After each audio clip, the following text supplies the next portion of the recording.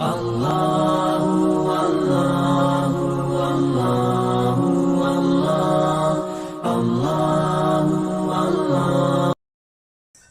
میں خنجر لگا، نماز فجر کی نماز پڑھاتے ہوئے اب ایک دم گرے، وہ چھپا ہوا تھا ابو لولو مجوسی، اس نے 7 وار کیے خنجر کے پیٹ میں، تو اب گرے تو پہلی صف والوں کو تو پتہ تھا پیچھے نہیں، تو عبد الرحمن بن عوف نے لپک کے آگے مصلی پہ کھڑے ہو کے نماز شروع کر دی، اور چند آدمی اس کو پکڑنے کے لیے بھاگے، پھر اس نے آگے جا کے اپنے آپ کو خنجر مار کے اس نے خودکشی کر لی، اٹھا کر مکان پر لے گئے، دودھ پلایا گیا تو وہ آنتوں سے باہر نکل گیا، کہنے لگے موت کا پیغام آ گیا ہے، تو اپنے بیٹے کو بلایا، کہ بیٹا جا کر اماں جان عائشہ سے کہو کہ عمر امیر المومنین نہ کہنا، اب میں امیر المومنین نہیں ہوں، کہنا کہ عمر بن خطاب اپنے دونوں ساتھیوں کے ساتھ قبر کی جگہ چاہتا، اگر مجھے اجازت مل جائے تو مجھے وہاں دفن کرنا، اگر اجازت نہ ملے تو مجھے عام قبرستان میں دفن کر دینا۔ عبداللہ بن عمر تشریف لے گئے تو اماں عائشہ بیٹھی رو رہی تھی، کہ اماں جان میرا باپ عمر بن خطاب اجازت چاہتا ہے قبر کی اپنے دونوں ساتھیوں کے ساتھ، تو حضرت عائشہ رضی اللہ تعالیٰ عنہ رونے لگی، پہلے بھی رو رہی تھی، کہا عبداللہ یہ جگہ تو میں نے اپنے لیے رکھی ہوئی تھی کہ میں اپنے خامند اور باپ کے ساتھ میں بھی ایک کونے میں سو جاؤں گی، لیکن اگر عمر کی خواہش ہے تو اس جگہ کا عمر مجھ سے زیادہ حقدار۔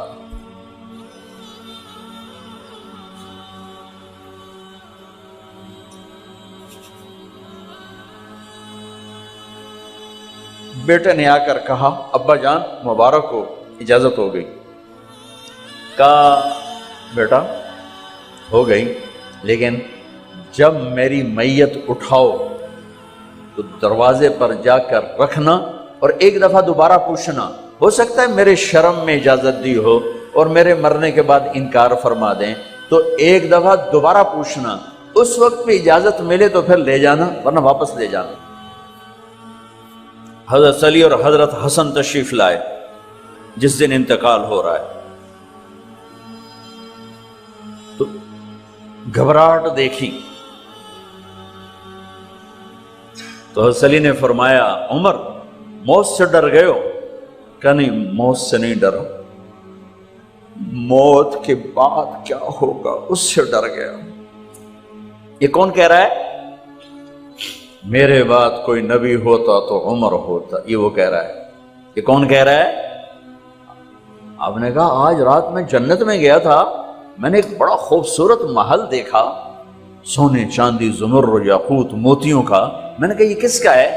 تو مجھے کہا گیا یہ آپ کے غلام عمر بن خطاب کا ہے۔ کون کہہ رہے ہیں؟ موت کے بعد جو ہوگا اس سے ڈر رہا ہوں۔ کہ آپ مسجد میں انٹر ہوئے، مسجد میں ایسے لوگ تھے، ادھر ابو بکر تھے اور ادھر عمر تھے، ہاتھ دیو، آپ نے یوں ہاتھ پکڑ لیا، دونوں کے ایسے ہاتھ پکڑ لیے، ادھر ابو بکر ادھر عمر، کہ مجھے دیکھ رہے ہو؟ کہ جی، کہ قیامت کے دن میں ایسے اٹھوں گا کہ میرے ادھر ابو بکر ہوگا اور ادھر میرے عمر ہوگا۔ یہ عمر کہہ رہے ہیں موت سے نہیں ڈرا ہوں، موت کے بعد کیا ہوگا اس پہ ڈر رہا ہوں۔ تو حضرت علی نے فرمایا کیوں ڈرتے ہو؟ میں گواہی دیتا ہوں، میں نے کئی دفعہ اللہ کے محبوب سے سنا کہ جنت کے بڑی عمر کے، ایک تو نا جنت کے نوجوانوں کے سردار، وہ تو حسن حسین ہیں، میں نے کتنی دفعہ سنا اللہ کے نبی سے کہ جنت میں بڑی عمر کے لوگوں کے سردار ہیں ابو بکر اور عمر۔ تو آپ نے کہا قیامت کے دن گواہی دو گے؟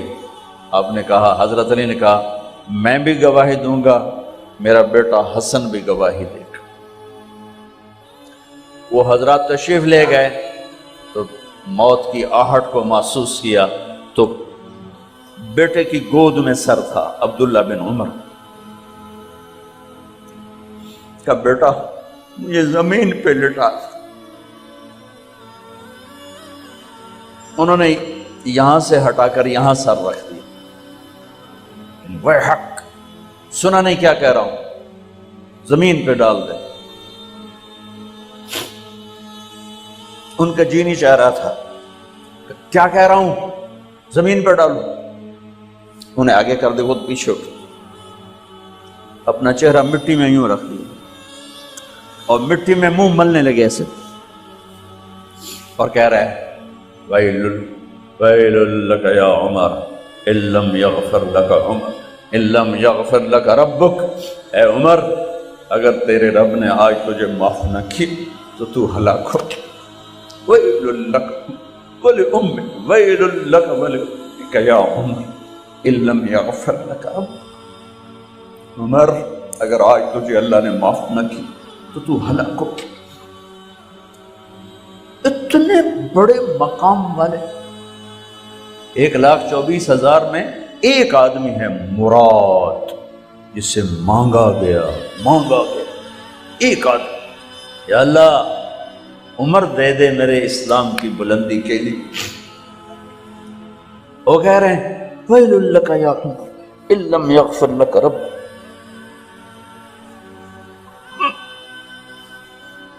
اے عمر, تو برباد ہو گیا اگر تیرے رب نے تجھے معاف نہ کی. یہ کہتے کہتے جان نکل گئی. صہیب رضی اللہ عنہ نے آپ نے وصیت فرمائی تھی میرا جنازہ صہیب پڑھائے, رومی. جنازہ پڑھایا گیا,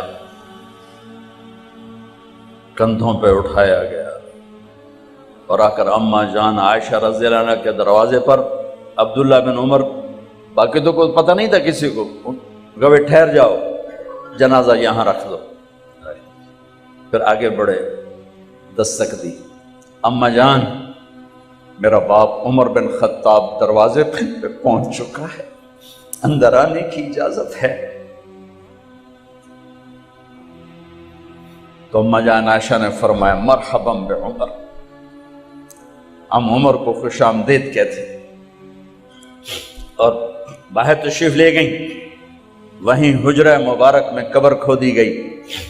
تو عبداللہ بن عباس فرماتے ہیں کہ میرے کندھے پر کسی نے ہاتھ رکھا, تو میں نے یوں پیچھے مڑ کے دیکھا تو جناب امام المتقین حضرت علی کھڑے ہوئے رو رہے تھے اور فرما رہے تھے عمر مجھے پتا تھا تیرے سوا یہاں کوئی نہیں آ سکتا, مجھے پتا تھا یہاں تو ہی آئے گا اور کوئی نہیں آ سکتا. چونکہ میں نے ہزاروں دفعہ سنا خرجت انا و ابو بکر و عمر دخلت انا و ابو بکر و عمر. میں نے ہزاروں دفعہ اپنے نبی کی زبان سے سنا میں اور ابو بکر عمر گئے تھے, میں اور ابو بکر عمر آئے تھے, میں اور ابو بکر عمر اندر گئے تھے, میں اور ابو بکر عمر باہر گئے تھے. میں نے اپنے نبی کے نام کے ساتھ تجھے اور ابو بکر کو اتنا سنا ہے کہ کسی کو نہیں سنا, لہذا مجھے پتا تھا تو اسی جگہ پہ آئے گا, تیری یہی جگہ ہے. میرے بھائی بہنوں, یہ وہ لوگ ہیں جنہوں نے رضی اللہ عنہ کا ٹائٹل جیتا اور پھر روتے روتے مر گئے.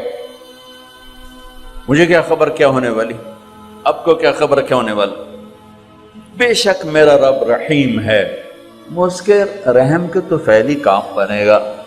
کیڑیاں تقریراں تے کیڑے علم, کیڑیاں نمازاں تے کیڑیاں تجدہ, کم تو اس کی رحمت پر بنے گا, پر یہ اعمال اس کی رحمت کو لینے کا راستہ ہیں.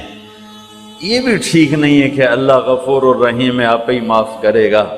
یہ یزید اور حسین کو برابر تو نہ کر.